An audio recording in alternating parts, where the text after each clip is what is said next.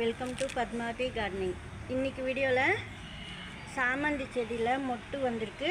அந்த மொட்டுக்களெல்லாம் பெருசாகி பெரிய பூக்களாக பூக்கிறதுக்கு சாமந்தி பூக்கள் லிக்விட் ஃபெர்டிலைசர் கொடுக்கலாம். வீடியோக்குள்ளே போகிறதுக்கு முன்னாடி புதுசாக பார்க்குறவங்க நம்ம சேனலை சப்ஸ்கிரைப் பண்ணிக்கோங்க. வாங்க வீடியோக்குள்ளே போகலாம். பாருங்கள், லில்லி பூ பூத்துருக்கு. ஏற்கனவே பூத்து காமிச்சிருக்கேன். இன்றைக்கி ஒரே ஒரு பூ பூத்துருக்கு. இப்போ இந்த சாமந்தி செடி பாருங்கள், மொட்டெல்லாம் பெருசாகிறதுக்கு நம்ம எரு கொடுக்குறோம். அதே சமயத்தில் இந்த செடிக்கு எல்லோ கலர் ஆகிடுச்சு. இலையெல்லாம் எதுக்காகனா இப்போ மழை பெஞ்சுது, அதிகமாக தண்ணி போயிடுச்சு. நான் கொஞ்சம் செடி தான் கீழே வைக்க முடியுது, எல்லாமே வைக்க முடியாது. மழை விழாத இடத்துல கொஞ்சம் செடி வச்சு பார்த்துக்கிட்டேன். இப்போ இந்த செடியெல்லாம் மழையில் தான் இருந்தது. பாருங்கள், பழுத்து போயிடுச்சு. ஆனால் ரொம்ப பழுத்ததெல்லாம் எடுத்துருங்க. கொஞ்சம் லைட்டாக இருக்கிறதெல்லாம் நீங்கள் விட்டுடலாம். ஏன்னா இப்போ நம்ம லிக்விட் ஃபெர்டிலைசர் கொடுக்க போகிறோம், அதுக்கே சரியாயிடும். ரொம்ப அதிகமாக எல்லாம் பழுத்து போயின்னா அதை மட்டும் நம்ம எடுத்துடணும். அதே சமயத்தில் பாருங்கள், சாயில் ரொம்ப கம்மியாக இருக்குது. நீங்கள் கொஞ்சமாக சாயில் போடணும். பழைய சாயிலோ இல்லை புது சாயிலோ நல்லா எரு மண் அப்படி வச்சுருந்திங்கன்னா போடணும் கொஞ்சமாக. நான் எரு மண்ணுன்றதில் கொஞ்சம் பழைய மணல் கலந்து தான் இருக்கணும். அது போல் கொஞ்சமாக எந்த செடி கம்மியாக இருக்கோ அதுக்கெல்லாம் நீங்கள் போடணும். ரொம்ப உள்ளே போய் இந்த பிளான்ட்டு சாயிலெலாம் கம்மியாகிடுச்சுன்னா அந்த செடிக்கெல்லாம் கூட நீங்கள் போட்டுக்கலாம்.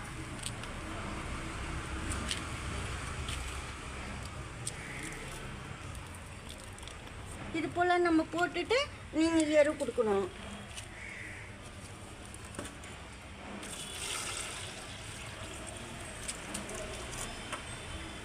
பாருங்க, இது ப்ளெயின் வாட்ரு.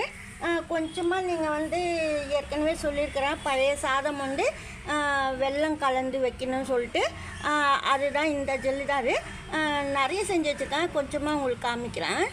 ஏற்கனவே பாட்டில்ஸ்லலாம் நான் ரெடி பண்ணி வச்சுக்குவேன்.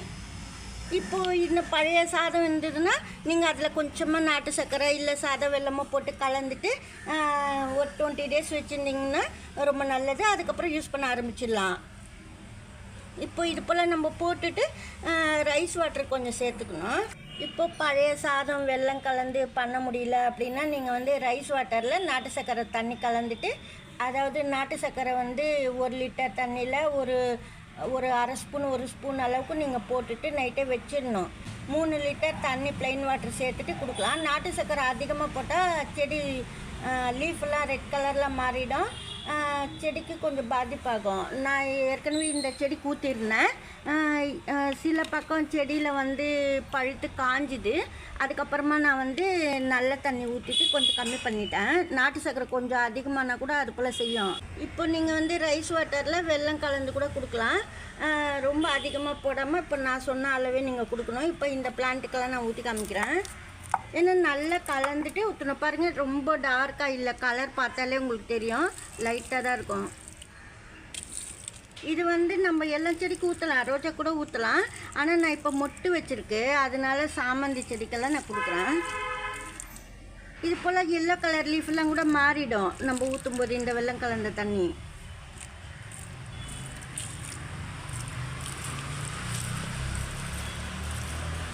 ரொம்ப லைட்டாக கலந்து கூட நீங்கள் 2 நாளைக்கு தொடர்ந்து கூட கொடுக்கலாம், ஒன்றாகாது. ஒரே டைமுக்கு டார்க்காக ஊற்றிடக்கூடாது பிளான்ட்டுக்கு, அதுக்கு சொல்கிறேன் நான்.